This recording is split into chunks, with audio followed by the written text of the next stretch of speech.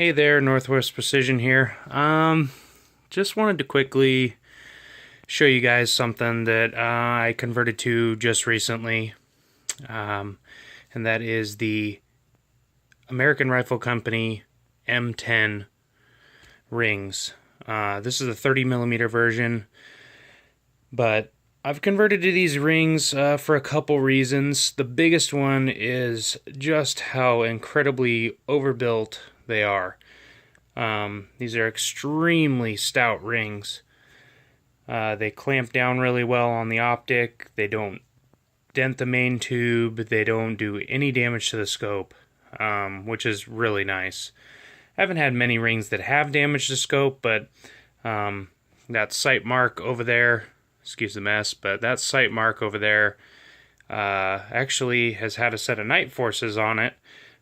Night Force ultralights, and it actually dented it. So it's a crappy scope in my opinion. I've never had any Night Force or any of my vortexes crushed down under Night Force rings, so I'm just assuming that that scope tube on that is probably pretty weak. But anyway, this is my custom built 308 Winchester. I just did some scope swapping. I got a new Loophole Very X6 for my hunting rifle, and had to do some swapping around with rings because I thought these were going to work on it, but they couldn't because it was maybe a 1/16 of an inch too low. So anyway, just wanted to quickly show you guys how easy it is to get a scope in these rings and get it level. So with like the Night Force ultralights and any of the other ones that are kind of like a, they're cut in half, but they also have the cap that has like 4 screws on it. I've noticed every time I've tried to do one of those that when you go to, wrench it down, torque everything, that you really have to like kind of offset it and be real careful with how you put it in there, and torque it down, because when you torque it down, it will shift and it will become unlevel. So, yeah, these rings, one screw to tighten them down and it clamps together. You can kind of see them open like that. It's a pretty wild design. It's an awesome design in my opinion. So let me show you how these guys work here. So I got my Vortex Viper HST, and we're just going to go ahead and set it in there. Super simple operation for this. So we'll go ahead. I'm not even going to mess with eye relief or anything right now. I just want to show you guys this. So we've got our Wheeler engineering level. Some guys put it on the inside, but I've actually found this little spot back here where your bolt, if you can see that, where your bolt kind of rides in there. It's a nice little surface to put that level right in there. So we'll get this guy level.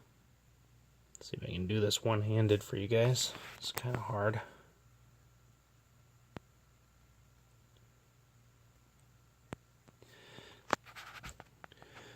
That's pretty darn close. So let's just leave that there.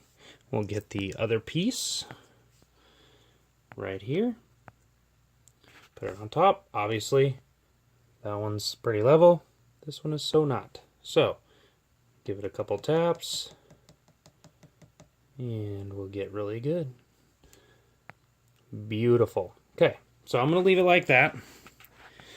And then we're going to go ahead and see if I can do this one-handed operation. So you just close them up, just like that right there. Grab your screws. There. Like I said, I'll try to do this one-handed the best I can.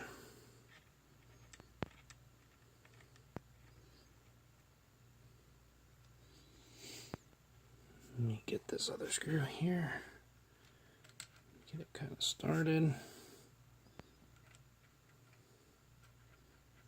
Maybe. There we go.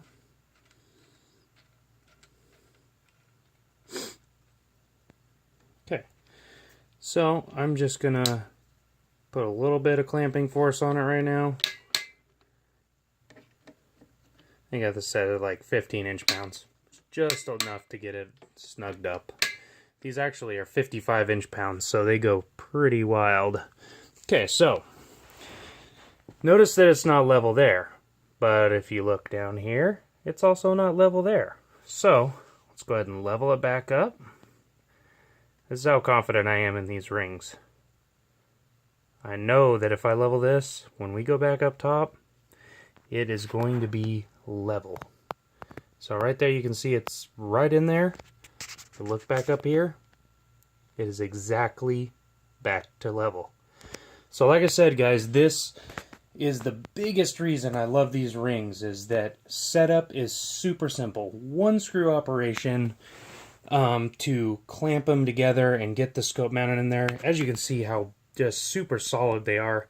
I haven't seen a lot of people running these, but yeah, it's definitely a really solid mounting system. And like I said, if we crank this torque wrench up, I can't really do it because I need two hands to do that with that one because it's a pull and twist. But like I said, you can see how easy it is to actually do these. And those of you that have mounted like the cap style with rings, if you've ever tried to level it with levels, you know what I'm talking about.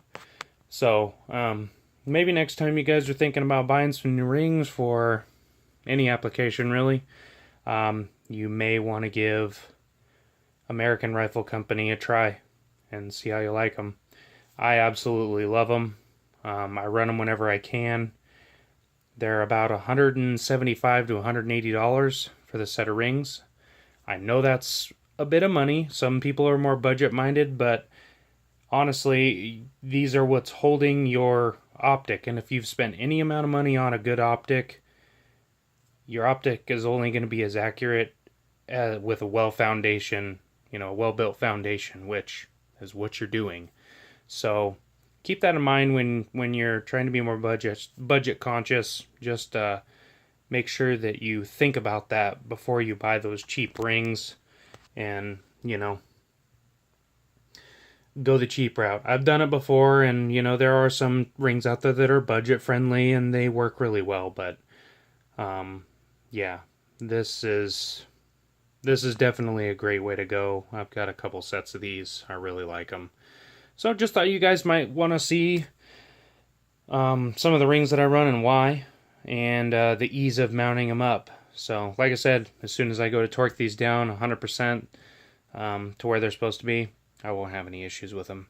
So anyway, this is Northwest Precision, and thanks for watching, guys. Hopefully this helps you out.